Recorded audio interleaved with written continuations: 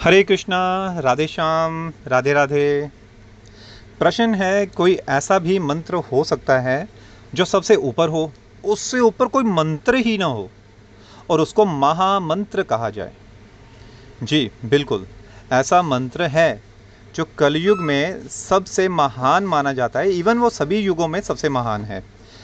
वो ये मंत्र जो है, ये कली संतिरोपनिषद, कहने का मतलब कलयुग का जो उपनिषद है, कलयुग के लिए जो उपनिषद है, तो उस उपनिषद में ये मंत्र लिखा गया है। और इसको महामंत्र क्यों कहा जाता है, आज उसके बारे में चर्चा करेंगे।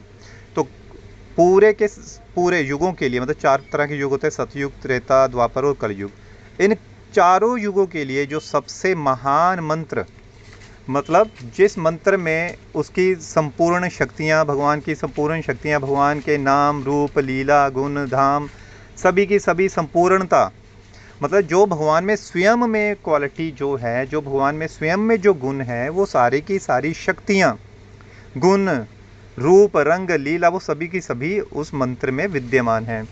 और वो मंत्र है हरे कृष्णा कृष्ण कृष्ण हरे हरे, हरे राम राम राम हरे हरे।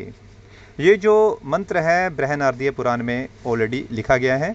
बृहनारदीय पुराण में ये जो मंत्र है वो राम से शुरू होता है, हरे राम राम राम हरे हरे, हरे कृष्ण कृष्ण कृष्ण हरे हरे।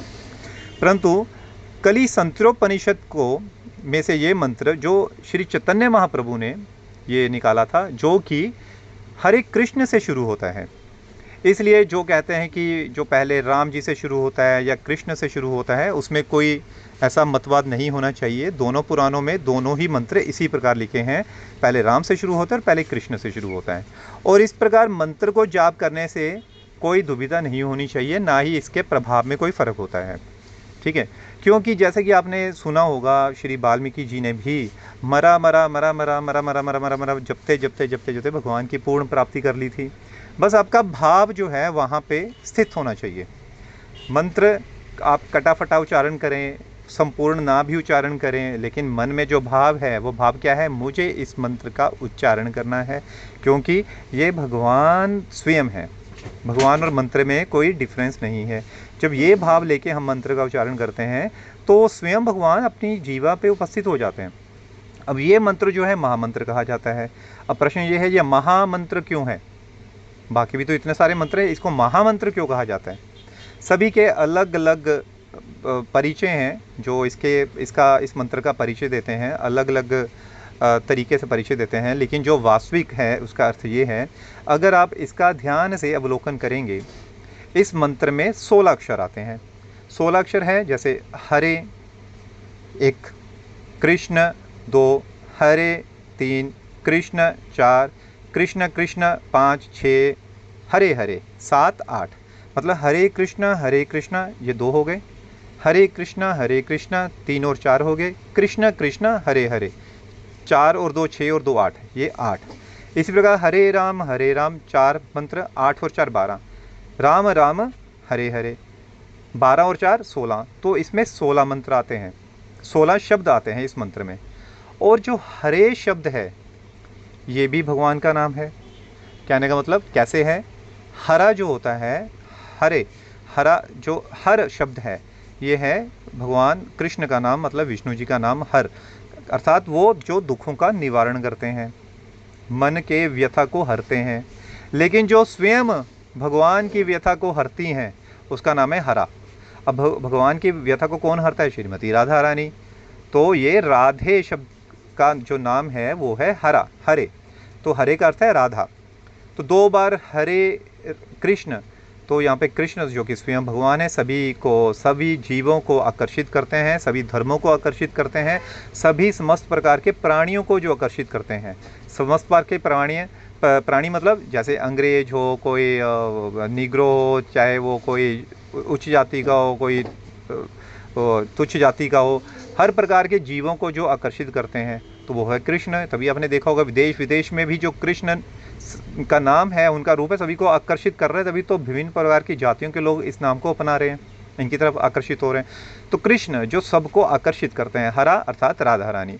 अब हरे कृष्ण 4 बार आ गया, कृष्ण कृष्ण हरे हरे 8 बार नाम आ गया। ठीक है, हरे राम, राम का अर्थ क्या है? राधा माधव।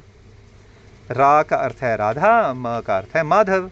और राम जो रमण करते हैं, ठीक है, राधा रानी के साथ जो माधव रमण करते हैं, तो ये भी भगवान का जुगल नाम आ गया। जुगल, दोनों का जुगल स्वरूप।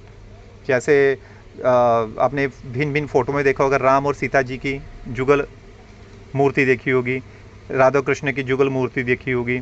तो जुगल जो कि एक रूप बन जाते हैं वो है राम। तो जुगल स्वरूप है, आनंद प्रदान करता है। तो इसलिए ये नाम है और आनंदमयी हो जाता है।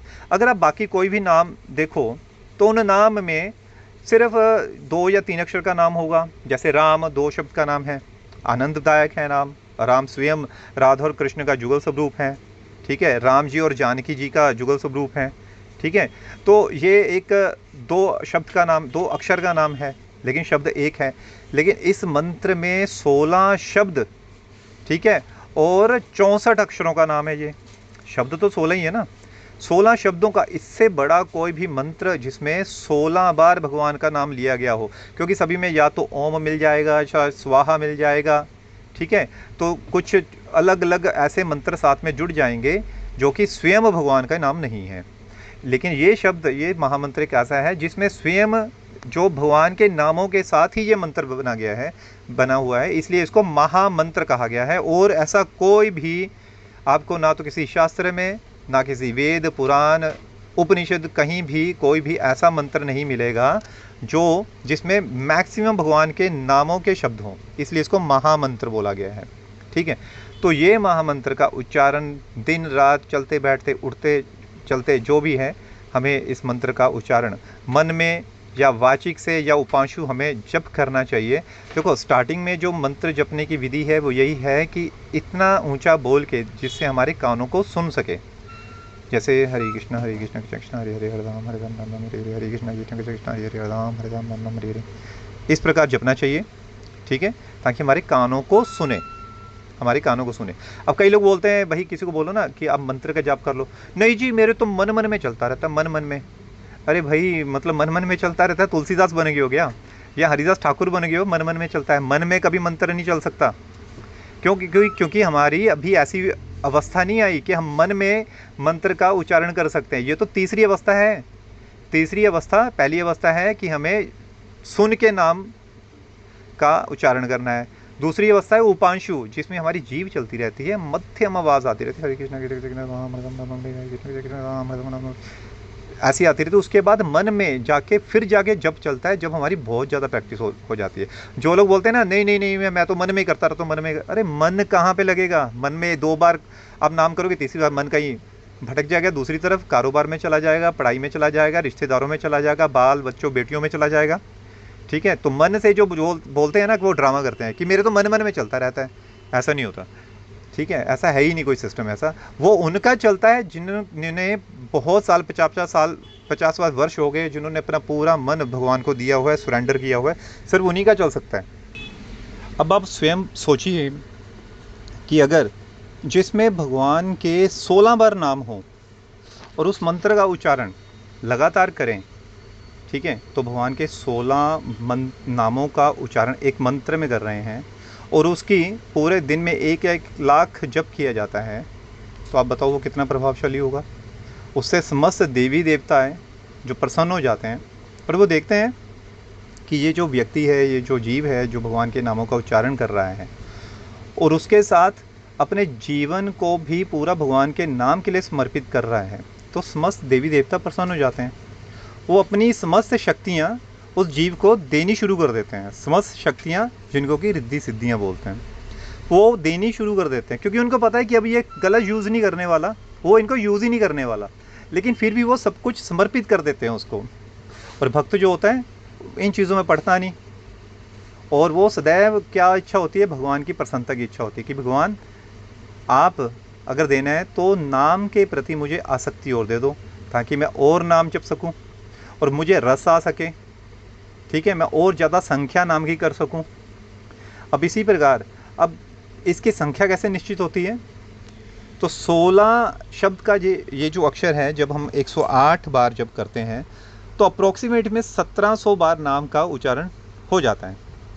इसलिए जब इसकी 64 माला की जाती है तो इसका अनुमत 1 लाख बार जो जप समझा जाता है। मतलब अगर इसकी प्रॉपर काउंटिंग करोगे तो 1,10,000 बार इसका नाम होता है 64 माला में।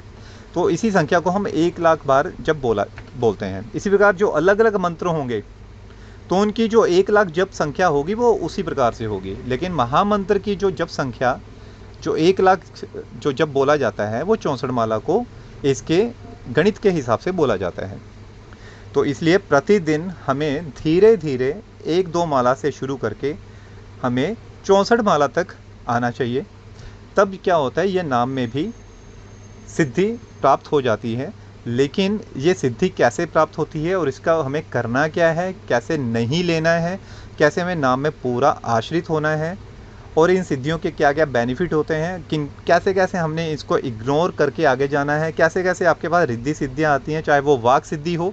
वाक सिद्धि का अर्थ होता है जो भी आप बोलेंगे सच होगा, ठीक है। और भी काफ़ी सारी मैं सिद्धियों के बारे में आपको बताऊंगा पूरा स्टेप बाय स्टेप, और ये कैसे मिलती हैं, कैसे भक्त इनको नहीं लेते हैं, ये कैसे आगे आगे बढ़ती हैं, ये सारे आने वाले वीडियोस में आपके साथ शेयर करूंगा, ठीक है।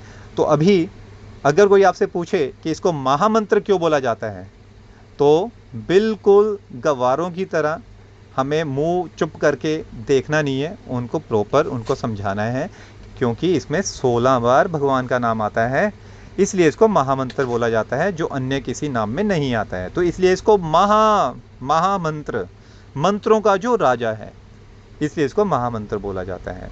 तो इस प्रकार वहाँ पे अज्ञानता का प्रदर्शन नहीं करना कि हमें इसके बारे में नहीं पता है, बल्कि एक भक्त की भांति हमें बताना है यही महामंत्र है, इसके ऊपर कोई मंत्र नहीं है, क्योंकि इसमें 16 बार भगवान के नाम का उच्चारण होता है और इसके बाद इन 16 बार भगवान के नामों के साथ अतिरिक्त अन्य कोई ऐसा शब्द नहीं है जो भगवान का नाम ना हो, ठीक है। हो सकता है कि किसी कोई ऐसा मंत्र भी हो शास्त्रों में जिसमें भगवान का नाम ज़्यादा बार हो, वैसे तो है नहीं, लेकिन एक ज़्यादा बार हो, लेकिन उसके साथ कोई दूसरे शब्द भी जुड़े होंगे, लेकिन ये एक ऐसा खालिस मंत्र है जिसमें कोई दूसरा शब्द ही नहीं है भगवान के नाम के अलावा, इसलिए इसको महामंत्र बोला जाता है।